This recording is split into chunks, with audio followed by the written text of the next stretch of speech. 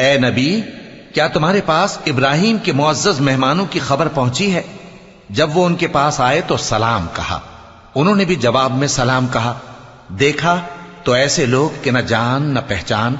پھر وہ اپنے گھر جا کر ایک بھنا ہوا موٹا بچڑا لائے اور کھانے کے لیے ان کے آگے رکھ دیا۔ کہنے لگے کہ آپ تناول کیوں نہیں فرماتے؟ اور ان سے خوف محسوس کیا۔ انہوں نے کہا کہ خوف نہ کیجے، اور ان کو ایک دانشمند لڑکے کی بشارت سنائی۔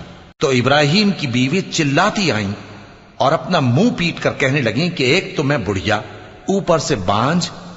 انہوں نے کہا تمہارے پروردگار نے یوں ہی فرمایا ہے، وہ بے شک صاحب حکمت ہے، خبردار ہے۔ ابراہیم نے کہا کہ فرشتو، اب تمہارا اصل کام کیا ہے؟